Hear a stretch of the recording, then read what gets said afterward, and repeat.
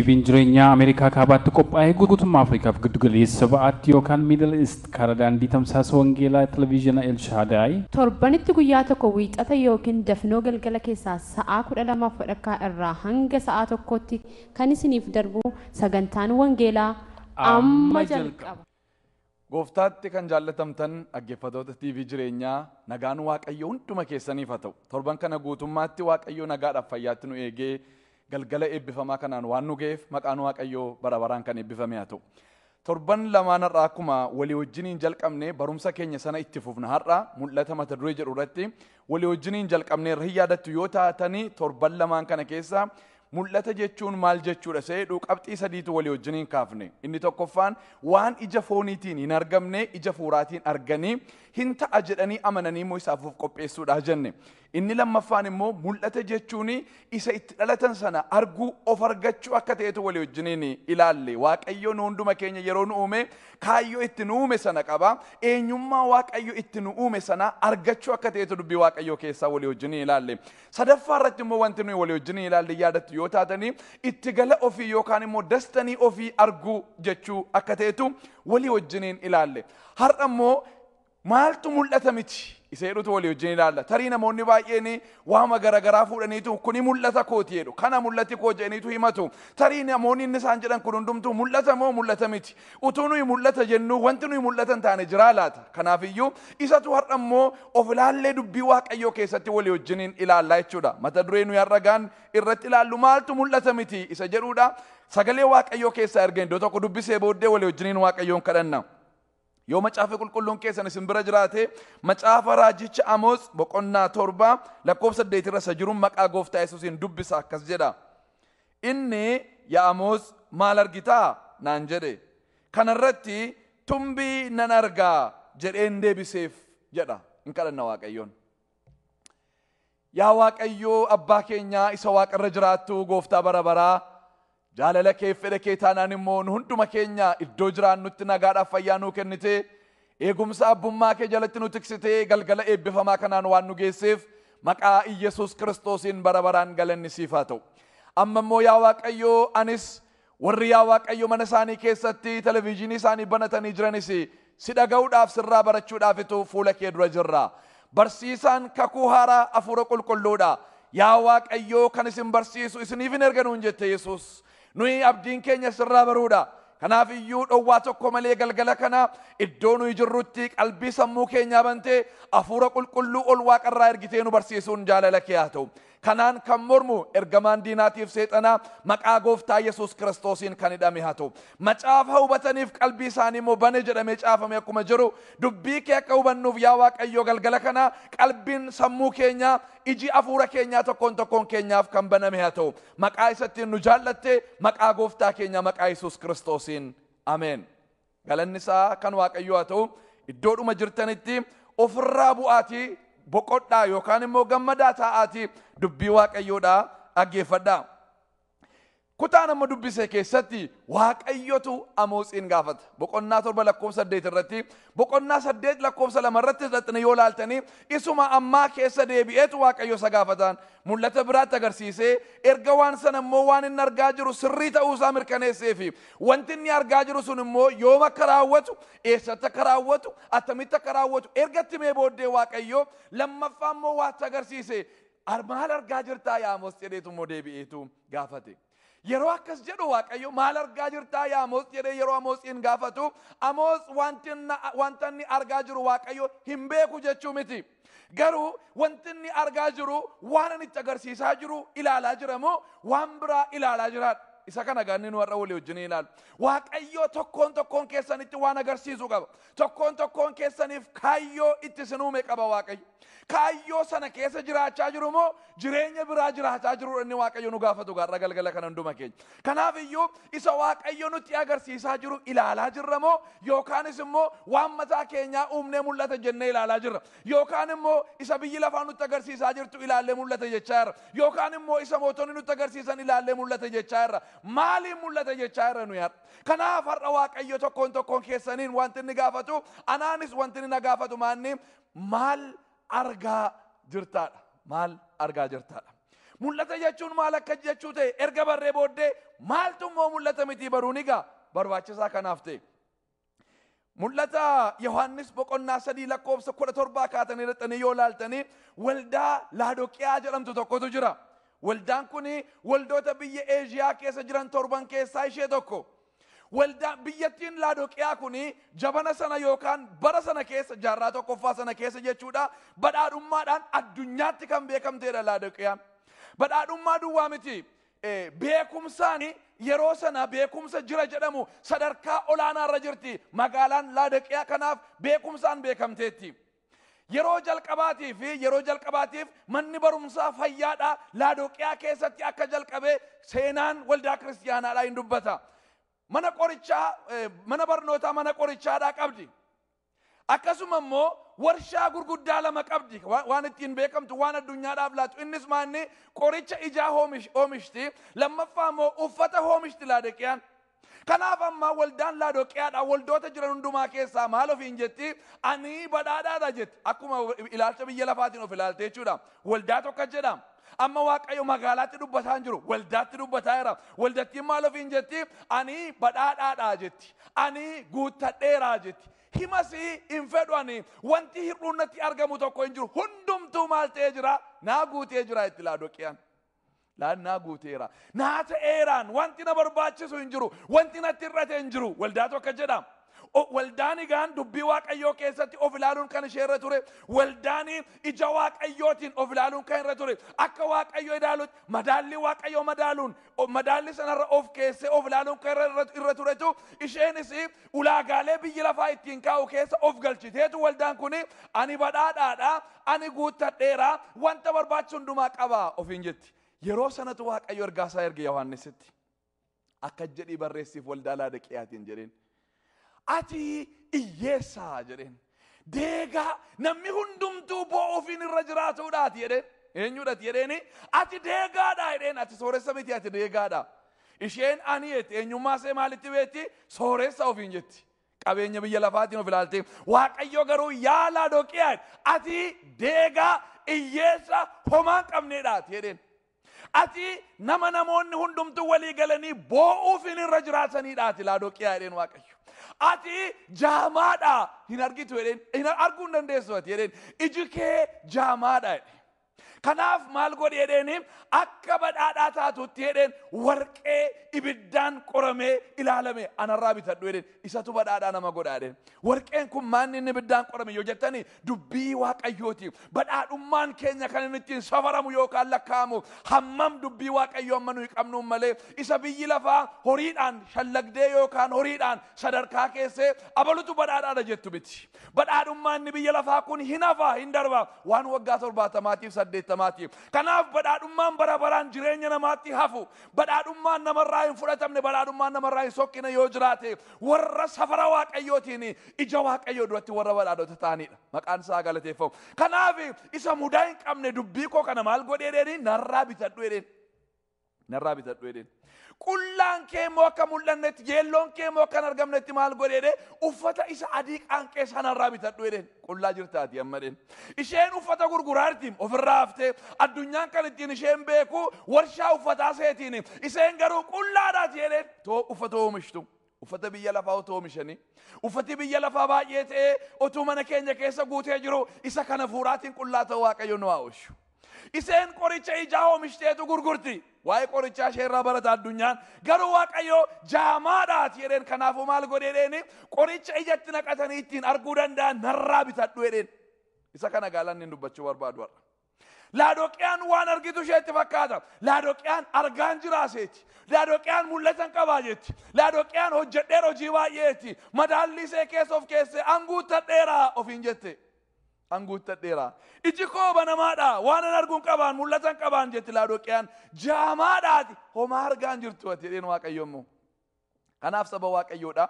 Anan inni nar'asinii wajjin hirmachuu barbaadu. Utuu mul'ata qabna jennu, utuu hin agarra jennu akka hin jaamneef Waaqayyo hunduma keenya gargaaru. Akka jedhee Gooftaa Yesuus Kiristoos warra Fariisotaatiin isinii jedhe. Utuu jaamota taatanii isinii wayya ture. Utuu iji keessan hin argu ta'e isinii wayya ture. Utuu argitaniitu ilaaluu dadhabdaniidha. Utuu dhageessaniitu hubachuu dadhabdanii gurri keessan duudaa utuu ta'e irratee wayya ture. Duudummaan foonii homaa miti obboloota ko. Jaamaaf ta'anii fooniin dhalachuun homaa miti rakkinni isaa kan yeroo muraasaati. Homaa miti isatti dhalatan raawwachuu nama nanqisu jaaminni ija duudaa ta'anii dhalachuun harka dhabuun miilli naafa ta'uun yookaan immoo bu'aa dhannaa keessaa tokko hir'uu ta'uun isatti dhalanne akka nu hin hojjenneef nu nankaasu. Jaamaa fuuraa ta'uun garuu waan baay'eerraa nu hankaasa. Kanaaf isinii wayya tureedhe gooftaan. Hin arginatu jettanii ilaaluu waan dadhabdaniif. Kanaaf saba Waaqayyoodha mul'ata keenya fuula Waaqayyoo duratti dhiyeessine mul'ata isa jennu kana qulleessine Waaqayyoon duratti ilaaluun egaa barbaachisaadha. Maaltu mul'ata miti? Tokkoffaa.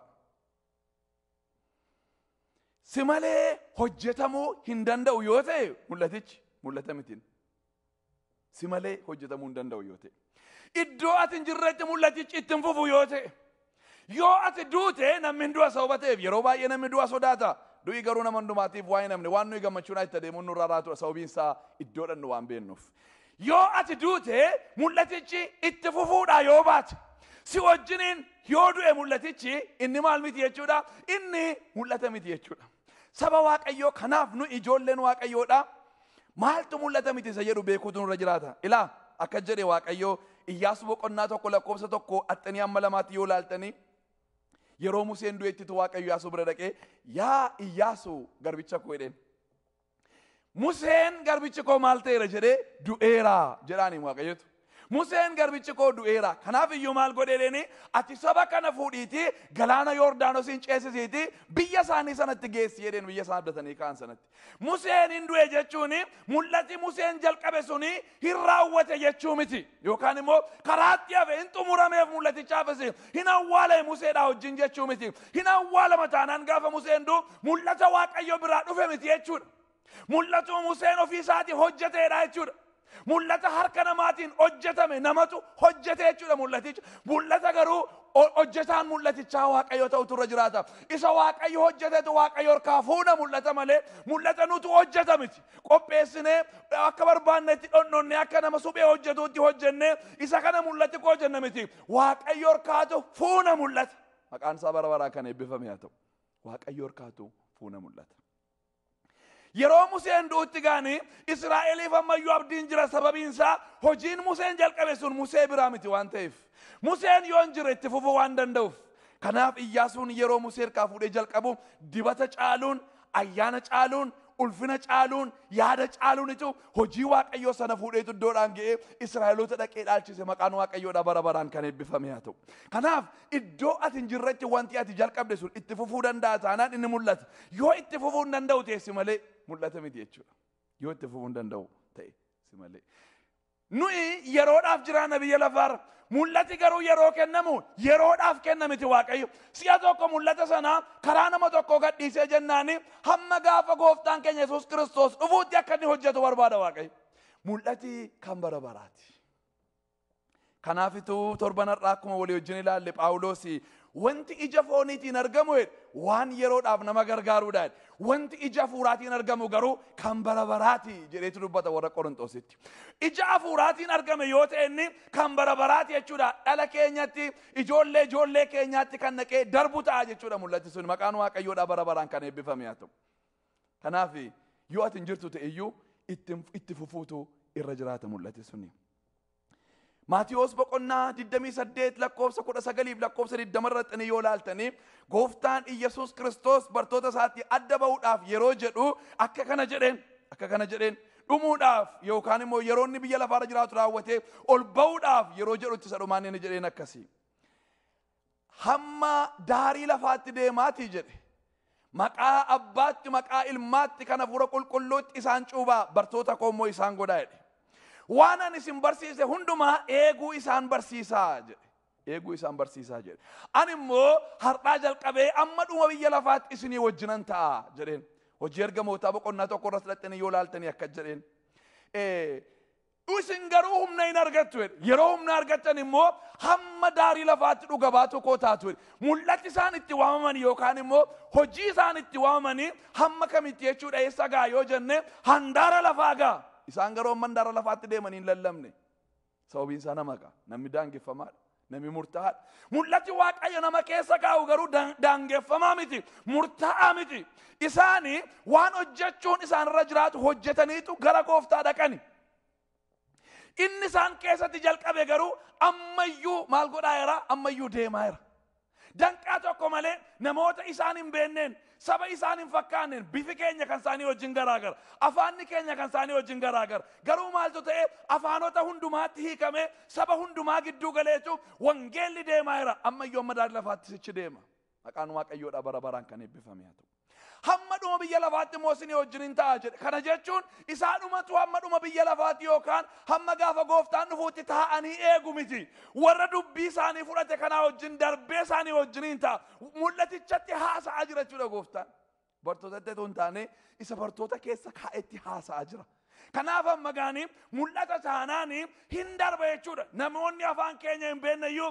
nurka fuudhanii hojjetu namoonni bifa keenya hin qabneyyuu namoonni aadaa keenya hin beekneyyuu yoo nuti kenname namoota xixinnooti yoo kennameyyuu namoonni gurguddaan sirkaa fuudhanii mootonni sirkaa fuudhanii jajjaboonni sirkaa fuudhanii dhaloonni fagoonni sirkaa fuudheetu waan sana maal godhee hojjetaa akka ta'utti bareechee ulfina caalu humna caaluuniti hojjetaa jechuudha sababiinsaa abbaa mul'ataa waaqayyoodha waan ta'eef maqaan waaqayyoodha bara baraan kan eebbifame haa ta'u yeroo baay'ee dha'uunsaa kan natti tolu anaanii namoota yeroo jalqabaatiif xiyyaara hojjechuu jalqabanidha Wright Brothers jedhamu obbolaa lamaanii bara 19 keessatu xiyyaara ishee jalqabaa uumanii xiyyaara ishee jalqabaa bara 19 keessatu xiyyaara ishee jalqabaa uumanii xiyyaara isaanii kana yeroo uumanii barrisuu jalqabdu filaayitii inni jalqabaa sekeendii 12 duwwaatu qilleensa keessa ture sekendi meeqa duwwaa sekendi 12 duwwaa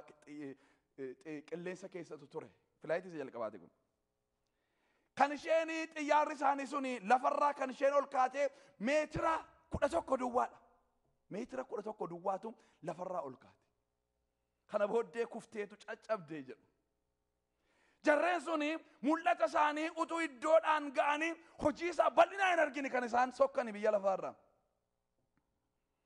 har'a garuu wanta xiyyaarri hojjechaa jiru hundumti keessanii yaaduu dandeessu namoota miliyoonaan lakkaa'amantu guyyaatti itti fayyadama xiyyaaratti hojiin addunyaadhaa hojiin wangeelaa hojiin moototaa hojiin ispoortiidhaa hojiin daldalaa akka ta'uttitu yeroo gabaabaatti akka inni humna fiigichaan yookaan immoo ariitiidhaan akka inni hojjetamu godhani jarreen kun isaanii waan sana jalqabaniitu sokkanii garuu yoo isaan sokkanii fi wantichi karaatti hin hafne wanticharraa hin hanqanne isaan mul'aticha fiduudha mul'aticha da'an isaan mul'aticha lafa kaa'anii garuu namoonni immoo guddistuu mul'atichaa ta'aniitu guddisanii wanti kun yeroodhaa yerootti guddataa deema jaarraa 21ffaa nuyi keessa jirru keessa har'a ariitiin ittiin adeemu ariitiin ittiin adeemaa jiru baay'ina namootaa xiyyaarri tokkoon isaa qabatee adeemaa jiru bu'aan ni buusaa jiru yoo yaanne fagoodha jechuudha ammayyuu itti fufaa jechuudha guddinni isaas hojiin isaas itti fufuu danda'a mul'ati gaan akka kana yoo namoonni mul'ata sana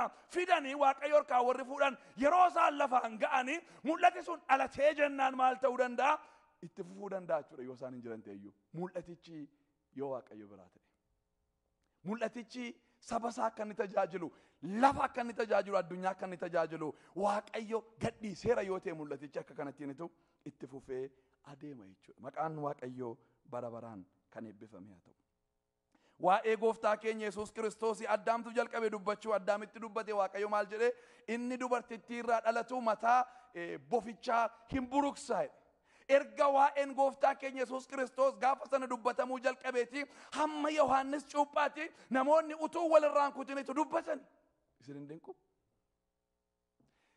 gara waggaa 4,000 namoonni garagaraa umuriin isaanii walirraa baay'ee fagaatu baay'ee umuriin isaanii walirraa fagaatutu waa'ee waan tokko dubbatanii dhumarratti isa dhumaasaa dubbate Yohaannis ilaa hoolaan waaqayyo nu gidduu jira jedhen hin dhufee jedhen isa waggaa 4,000 fi utuu gargar hin citin dubbatamaa turetu waa'ee waan tokko namoota garagaraatu dubbata namoota sadarkaa garagaraatu dubbata moototi isin dubbatu tiksoonni isin dubbatu qotee bulaan isin dubbata sababiinsaa beekumsaan dubbatamatu hin taane olii dhufeetu isaan dubbachee sababa ta'eefi waluma qixxaateetu toora qabatee inni kan moototaa caalee inni kan tiksootaa mootuu gad hin bu'initu wal qixxaatee adeemaa ture mul'ati akka kana namooti jalqaban yoo du'an iyyuu hin du'u mul'ati.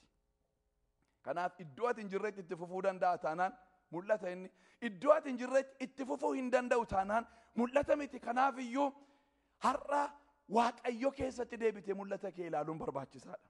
Maqaan Waaqayyoo bara baraan kan eebbifame haa ta'u. Inni lammaffaan maaltu mul'ata miti? Inni lammaffaan jalqabaa hamma dhumaatti waa'ee kee dubbata yoo ta'e mul'atichi inni mul'ata miti. Jalqabaa hamma dhumaatti waa'ee kee dubbata taanaan mul'ata miti. Garaa kutee yoon sitti mee Waaqayyo biyya lafaa irratti superstar si gochuudhaaf kaayyoon qabu. Yeroo baay'ee akka itti yaadnu.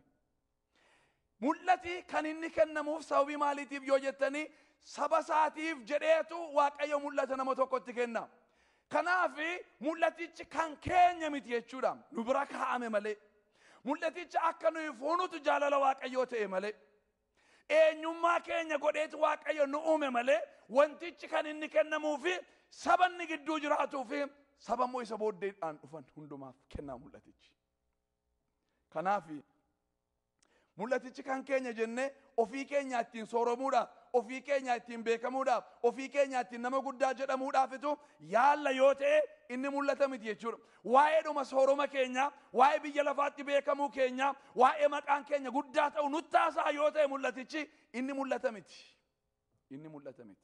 Sabaaf waa'ee sabaa hin haasa'u yoo ta'e ol ka'uu sabaa, guddachuu sabaa, geeddaramuu sabaa, fayyuu sabaa, hiikamuu sabaa hin dubbatu yoo ta'e yeroo hundumaa waa'ee dhuma kee haasa'a taanaan inni mul'ata miti. Kanaaf iyyuu kaayyoo isaa ba'eessa goonee beekuun barbaachisaadha. Macaafa Saamu'eel isa duraa boqonnaa 1:9 kaasee hamma 11tti ni dubbisa. Macaafa Saamu'eel isa duraa boqonnaa 1 akka kana jedha. Gaaf tokko Shiiloo utuu jiranii nyaatanii erga dhuganii booddee Haannaan kaatee dhaabbatte. Eeliin lubichi garuu michichila balbala godoo qulqullaa isa kan Waaqayyoo bukkee barcuma irraa hin taa'a ture. Haannaan garaa isheetti guddaa gadditee mararamtees boo'aa Waaqayyoon hin kadhatte. Yeroo sanatti isheen yaa Waaqayyo gooftaa maccaa rakkina ana garbittii kee ilaaltee yoo na yaadatte yoo na irraanfachuudhaa baattes mucaa ilmaas yoo anaaf kennite ani immoo mucichi guutummaa bara jireenya isaa siif nan kenna. Qarabaanis mataa isaa irraa hin ga'u jettee hin wareegde jedheetu dubbiin Waaqayyoodhaa dubbata. Haannaan as keessatti waan dinqii agarte. Isheen kadhataaf yeroo dheeraa kadhatte waa'ee mucaadhaa. Yeroo dheeraa boossee yeroo dheeraa eegde. Gaaf tokko garuu kadhannaa Haannaatu jijjiirame. Haannaan yoo mucaa naa laatte jette, yoo na irraanfachuu baatte, yoo na dagachuudhaa baatte, rakkina ani garbittii kee keessa jiru gadda garaa koo ilaaltee yoo mucaa naa laatte, ani immoo mucaa kana fuudheetan maal godhattee siifan laadha. Inni immoo bara jireenya isaa guutummaa mana kee keessa jiraata. Qarabaanis mataa isaarra hin ga'u jetteetu wareegde jedha. Sababa wareega barbaaduuf Waaqayyo mucaa kenneef miti Haannaadhaaf. Yooti kana laatti ani immoo kana sii kennaadhaan hojjeta miti Waaqayyo. Hubadhaaf yeroo tokko akka ittiin hojjetu Waaqayyo. Haannaan kaayyoo mucichitti barbaadamuuf barte. Kaayyoo mucichitti barbaadamuuf. Sila dhiniinaadhuma masaanuu ishee akkuma ishee mucaa argachuudhaaf. Sila abbaa manaa ishee Elqaanaa biratti jaallatamuudhaaf. Sila yoo rakkadhe ijoollee tokkootu na gargaaraan immoo rakkadheen guddisaa isaan immoo bara dulluma kootti na gargaaru jettee yaaddeetu ta'a. Waa'eedhuma isheetiif ijoollee barbaaddita. Amma garuu sakaan dhiiftee yoo ati mucaa naa laatte ani immoo mucicha siin kennaat. Waaqayyo jireenya ishee keessatti mucaan ni hojjechaa jiru. Isa Israa'eliin qulqullummaatti waggaa 60 geggeessu. Ishee keessatti qopheessaa waan jiruufi hamma isheen kaayyoo mucichitti barbaadamu sana bartutti hin qabe Waaqayyo gadameessase hin qabe. Kanaaf saba Waaqayyoodhaa har'a wanti isinitti himu kaayyoo mul'atichi kennamuuf qulleessinee beekuun barbaachisaadha. Qulleessinee beekuun. Yoo kaayyoo mul'atichaa qulleessinee hin beeknu yoo taane yeroo Waaqayyo nutti kennu ulfina mataa keenyaaf, aangoo keenyaaf, badhaadhummaattiin walitti qabachuudhaaf yoo ta'e mul'atichi karaa Waaqayyo barbaadu irraa goreera jechuudha. Kanaaf inni mul'atummaa isaa keessaa ba'a. yaada waaqayyoo keessaa gaafa ba'u mul'atummaa isaa dhiisa. Kanaaf saba waaqayyoo nuyi har'a mul'aticha sirriitti bareechinee ilaaluun barbaachisaadha. Akka jedhe Mardaakiyoos Asteeriin yeroo Yihuudoonni balleeffamuudhaaf jedhanii labsiin guddaa Haamaa irratti baasu akka jedhe ergeef xalaa yookaan immoo ergaa ergeef yaa Asteer jedheen mootuu ta'uun kee yeroo kanaaf yaadameetu ta'a jedhe. Mootuu ta'uun kee yeroo kanaaf yaadameetu ta'a jedhe. Yoo garuu yeroo kana akkasumatti hin balleessite yookaan immoo yoo calluma jette atiif manni abbaa keetii hin baddu jedhe. Waaqayyo garuu saba isaa Yihuudiidhaaf jedhe fagoodhaayyuu kan nu oolchu nu kaasaa jedhe. Kaayyoo mootuu ta'uu keetii baruutu sirra jiraata ittiin jedhe. Baruutu sirra jiraata. Mindaadhuma gaarii akkati argattuuf miti. Maqaadhuma kee biyya lafaa irratti beeksisuudhaaf miti. Nyaata gaarii nyaattee dhugaatii gaarii dhuddee haadha manaa mootii jedhamtee mana mootummaa keessa akka teessuuf miti. Kun hundumtuu siif sii ta'eera. Rakkinaan qabu waaqayyo sarara. Garuu sababa as jiraachuu keetii beekuutu sirra jiraata. Kaayyoosaa beekuutu barbaachisaadha. Kaayyoosaa. Yoo nuyi kaayyoosaa beeknee jedhe jenne waaqayyo isa kaan firoota koo qixxee malee gadhiisa. Maqaan waaqayyoodha bara baraan kan eebbifame haa ta'u. Torbanarraa itti fufna kana. Kanaaf iyyuu namoonni gooftaa Yesuus Kiristoosiin hin beekne yoo jiraatanii har'a akkasiin gooftaa kana wajjin wal bartaniif isin afeera. Dubbiin waaqayyo kun garaa keessanitti bu'eera. Nama mul'ataa ta'uun barbaada kana booddee jireenya wal makaa keessaa ba'ee jettanii warri yaaddanii kadhata gabaabaa kana wajjiniin kadhadhaa. Na duukaa bu'aatii kana jedhaa. Yaa waaqayyoo galanni siif haa ta'u. Har'a dubbii keetiin waan natti dubbatteef maqaan kee ulfaatu. Gara kee dhufeeraa cubbuu koo naaf dhiisi. Maqaa koo mazgaba jireenyaa irratti barreessi. Maqaa gooftaa Yesuus Kiristoosiin ameen. Kadhata gabaabduu kana kadhattaniitu yoo taatan Yesuus Kiristoosiin fudhattaniitu jechuudha. Kanaaf waldoota naannoo keessan jiran barbaadaa yookaan immoo kiristiyaanota barbaadaati gooftaa fudhachuu keessan itti himaa. Ergasii booddee immoo isaanis hin gorsu. Nuufis immoo iimeelii keenya iskiriinii keessan irratti agartaniin yoo nuu barreessitanii gorsa barbaachisaa ta'e isiniif ergina. Waaqayyo hunduma keessan eebbisu. Torban gaarii, torban gammachuu qabaadhaa. Waaqayyo gooftaa maccaasinii wajjin haa ta'u. Ameen. Haaleluyyaa. Waan tokko deemoo kan ilaalamu karaan koo sibiilaanis cufamu. Kan eenyuun beekne naaf qaama garaa hin walqixxeessaa tabbaana dura. Bukeef qullubbii warra Misirii kaayyoon qabanoo hin nyaatu sirii. Waaqayyo biraa abdiin qabanoo yeroo rakkinaan abdiidha innoo. Nan qabeenaa nan daangessinaa kaayyoon qabaa. Nan qabeenaa nan daangessinaa mul'atan qabaa. Nan qabeenaa nan daangessinaa deemaan jira. Nan qabeenaa nan daangessinaa kaachaan jira. Nan qabeenaa